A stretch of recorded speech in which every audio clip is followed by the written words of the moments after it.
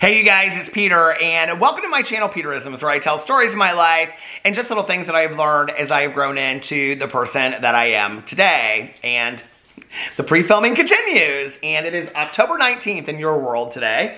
And I have two meditation books. Oh, I just closed this one. I have two meditation books. The Daily Book of Positive Quotations. I've already picked out, I haven't read the meditations, but I looked them up to see which ones. I looked through all the books to see which ones I liked best. So, okay, I have, and then also Nightlight by Amy Dean. This one's a little bit more serious, and I like this one a little bit better than the other one. So we'll start with the Daily Book of Positive Quotations first. And it is October 19th, Doing. I feel that the greatest reward for doing is the opportunity to do more. Jonas Salk. If we work faster and more efficiently than those around us, the odds are pretty good that we'll get more work to do. We may complain about this, but the truth is that we like to stay busy. The hours tick by at a painfully slow pace when we don't have enough to do, whether we're at work or at home.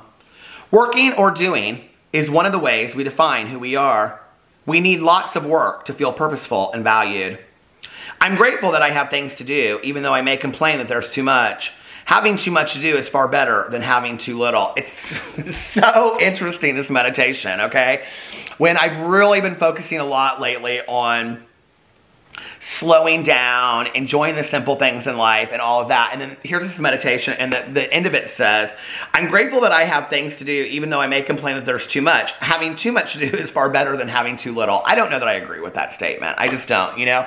Here's the thing about this meditation that I think, you know, when I have a lot to do, and I make lists, so I'm a list keeper. And when I'm like, I do something and I cross it off, I do something and I cross it off, I can be somebody that, like, let's say if my list starts with 4 things, and it's like crossword, coffee, run this errand, run that errand, and I get those 4 things done. If I get those 4 things done by 2 o'clock, you better bet your butt that I'm going to add, your B-U-T-T, you better bet your butt that I'm going to add 10 more things to that list, right? Because I'm like, oh, and then I got to do this, and I got to do that. It's like if I clean the kitchen, then I got to clean the bathroom, then I got to clean this, and I got to clean that. I never really know when it ends.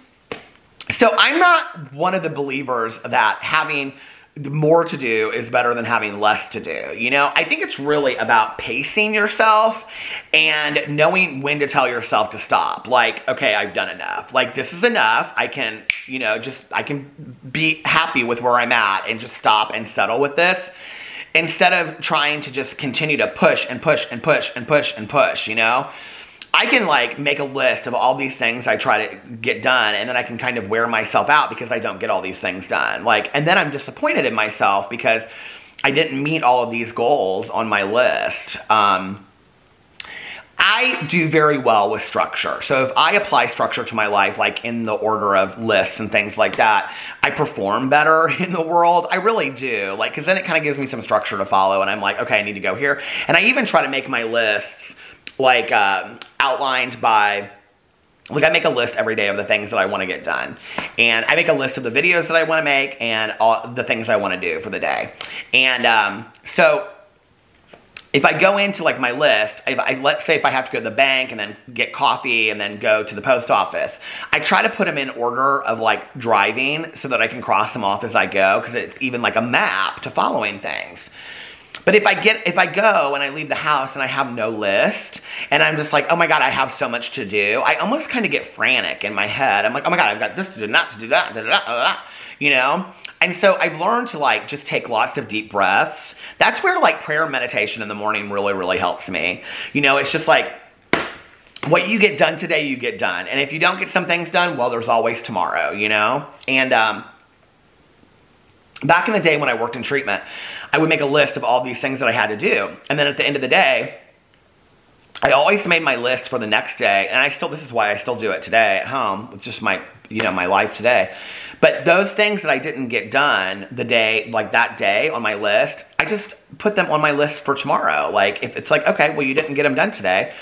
And that worked completely fine for years and years and years, you know? But it's like, there was a period in my life, and I think it was when I had very little emotional sobriety and no spiritual foundation, that I could literally get caught up in this whole just not having, you know, having not accomplished enough in a day or something, or I don't know, like the more things I crossed off and the more things I got done meant I was a better person for the day or something, you know? It's like, have you ever had that conversation with your friend and your friend is like, my God, I mean, I don't do this anymore, but like, you know, where they're like, oh my God, I was so busy today, I literally worked, and you're like, oh, well, I did this, I'm so busy too. You know, like, it's like, I was out to dinner years ago with a friend of mine.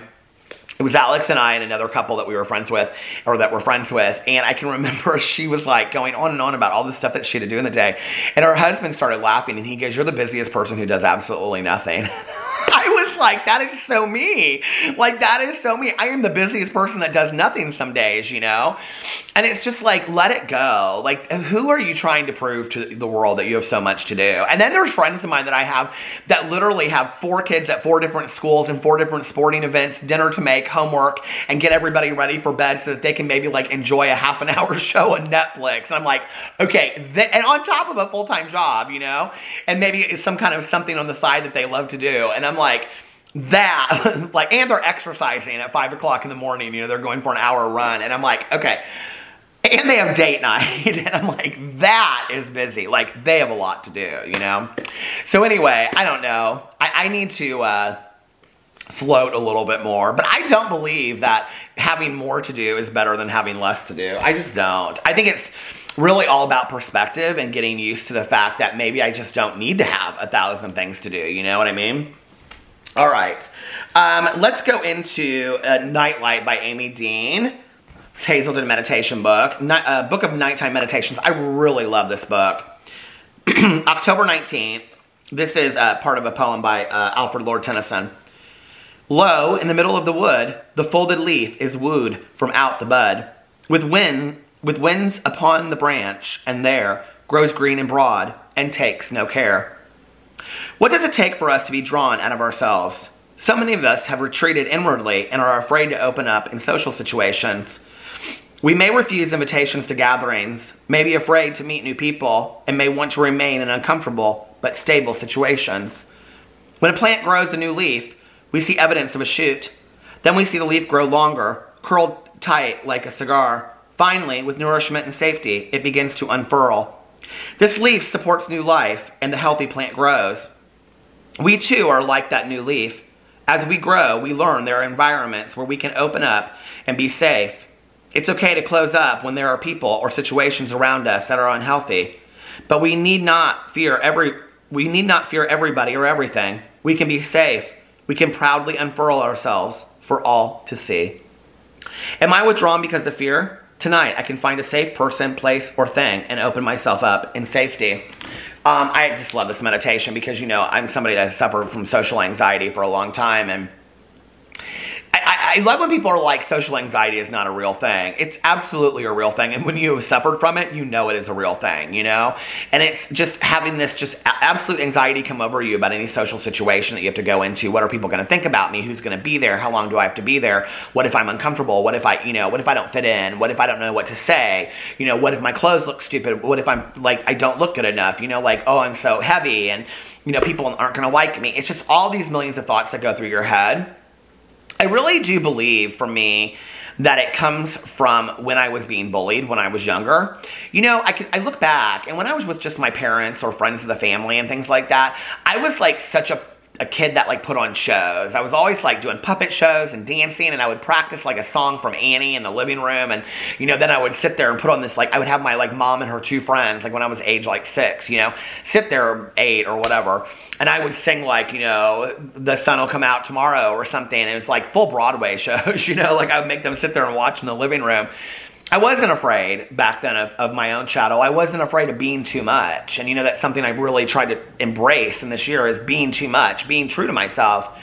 And I wasn't afraid. Put me in social situations in a school environment, and I was terrified. I didn't want anybody to see that side of me. I didn't want too much to come out. I didn't want to be too much. I didn't want to be too little. I didn't want anybody to notice me at all. And I think that carried over in my adulthood. But, you know, I didn't feel that way until I started gaining tons and tons of weight. And then that insecurity of my public perception, my insecurity of people's perception of me. Okay, oh my God, like he's gained so much weight. Look at him now. Like he used to be so thin. He used to be in shape. started that what people think about me, and I think that fed back into what people thought of me when I was growing up. He's too effeminate. He just doesn't fit in. He doesn't say these things. He's gay, blah, blah, blah. And I think it re-triggered all of that stuff for me that I had gone through, you know? And when I was working with our marriage counselor, like, he started working on me really. He believed that I had suffered a lot of PTSD as a result of being bullied when I was growing up, and I had never had anybody suggest that to me. I had never really thought of it that way, you know? That almost kind of like I'm a little shell-shocked when I go into social situations. So I had to do a lot of work to walk through that, you know, and even today, like if I'm going into a big social situation, I call my sponsor first, right, you know, and I say, hey, I'm really scared about this, and you know what's interesting is, whenever I share this with people, like, they don't really understand it. Like, they really don't. Like, even some of my close friends don't get it. And, I would say the closest people in my life get it, but like, it took my husband a long time to understand it, and then he was like really he's been very supportive of it. I will say the only thing that's really helped me is actually putting myself in those situations and realizing I can leave whenever I want. Like, I don't have to stay. I can leave whenever I want, right? But typically when I get over that fear and I go into those social situations, I have an amazing time. I have such a great time that I'm like, God, I don't want it to end, and I'm so happy that I went. You know, and at the beginning when I would go and I would say that on the way home, I'd be like, oh my God, we had such a good time. I'm so glad that I went. Alex would be like, see, like, there's nothing to be afraid of. But you can't say that to somebody that has social anxiety or has that fear of social situations, because for them, it's the ultimate fear. It's terrifying, you know? I've tried to explain it to so many people that just don't get it.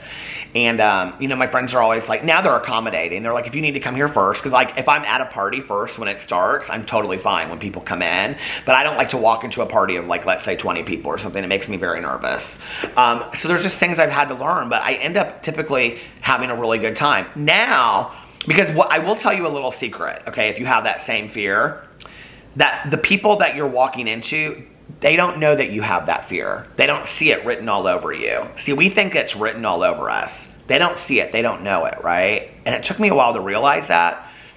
So when I walk into a social situation, my heart might be beating inside, but I can go in and be like, hey, how are you? And what I realize is I'm there because I was invited, and I was invited because people enjoy my company, and people enjoy my company because they like me. They're not making fun of me today. They genuinely want me there.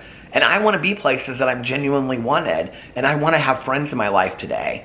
So I don't want the fear to hold me back. I want to be able to continue to live and have social interactions with people, and it's my work to do. I'm the one that has to step through that fear, you know, and keep on working through it so that I can enjoy those social situations and be around my friends. And I know that you guys can too. I know those of you out there that suffer from that, you can too. I loved both of these meditations. Let me know what you think in the comment section below. I love you guys, and I'll see you tomorrow. Bye.